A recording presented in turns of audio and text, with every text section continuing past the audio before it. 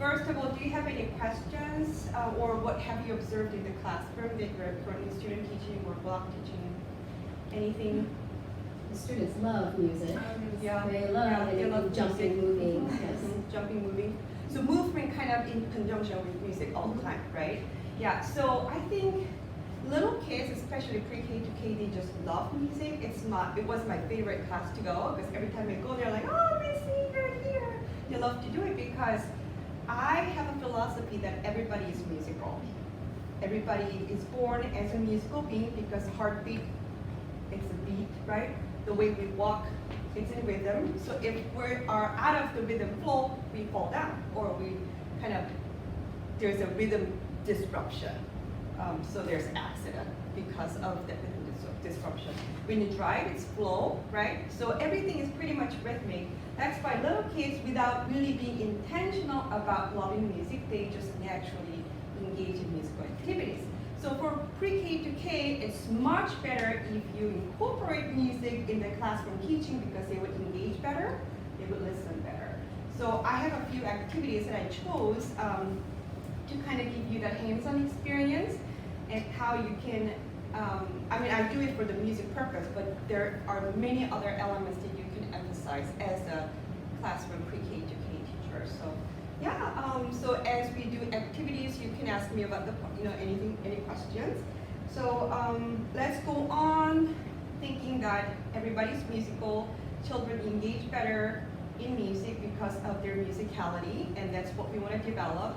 And we have to kind of think of that the language learning and music learning is very similar. So for example, they have to listen first. They have to be exposed to the sound of language, sound of music, all culturate, and they do imitation. So apple, apple.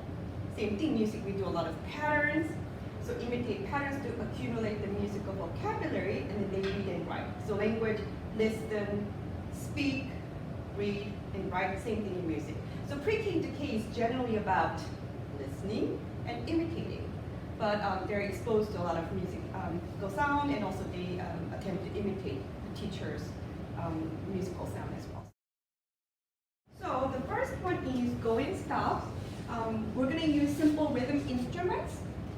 It's locked. So what I'm using is probably in the future when you have your own classroom, you might want to have at least a set, like 12 sets or a few instruments of this because it's basic and you can do so many things with it. All right, so if you have color sticks, that's better because you can do a lot of, you can teach colors using the rhythm sticks and do a lot of color music activities. So you go, and kids always say, I want to have blue, I want to red, and you should have something to say, And today is whatever colors you get.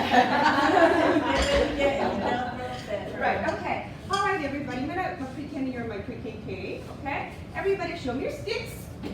Show me your sticks. You can hide your sticks. Where are they? Here. We're gonna go, go, go. We're gonna go, go, go. We're gonna go, go, go. We're gonna go, go, go. We're gonna go, go, go. We're gonna go, go. We're gonna run. We're gonna run. We're gonna run. And stop. Very good. Can you play your stick like this? We're gonna tap, tap, tap. We're gonna tap, tap, tap. We're gonna tap, tap, tap, and stop. We can tap the floor. We're gonna tap, tap, tap. We're gonna tap, tap, tap. We're gonna tap, tap, and stop. Oh, I have another idea. Can you do this? We're gonna roll, roll, roll. We're gonna roll, roll, roll. We're gonna roll, roll, roll. How do you want to play your sticks? Oh, that is really difficult. I bet you can. Oh, you can do that. We're gonna tap, tap, tap. We're gonna tap, tap, tap. We're gonna tap, tap, tap, tap.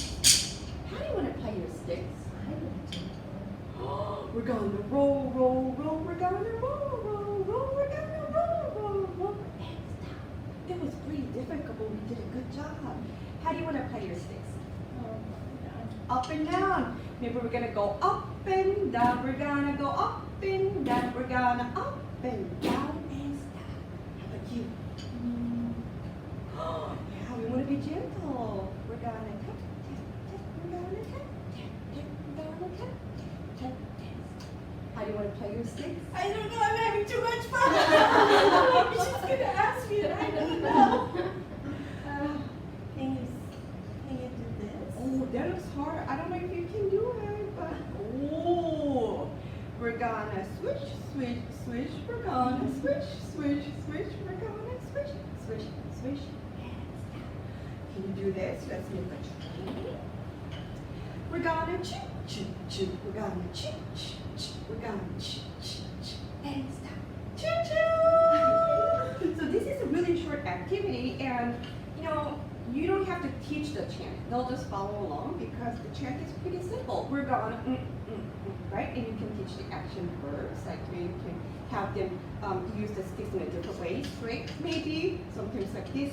Kids have a lot of creative ideas. So just give them kind of invitational question. What do you want to do? Because it's respecting their voice as well. We're thinking, oh, you know, 25 kids, you know, I don't know what I'm going to do. What if there's a kind of chaos? But, you know, if you invite them in that manner, they're going to engage, they're going to show you how to do it. And if there might be kids like, and you kind of suggest, like, how about this? Do you want to do this one? And then, yeah. Any questions for this one? Yeah, so rhythm sticks, yeah, very, very simple. You can be very creative, and the teacher can just improvise.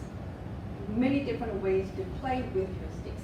I want to emphasize that playing with music is so important for a person to play music, because without the playing music experience, they can't actually play music. So this is kind of a prep, but language, music together, because I'm using a lot of action verbs or verbs, but they can also learn the chant as well. All right, and we can organize the rhythm sticks this way. We're gonna put away the sticks. We're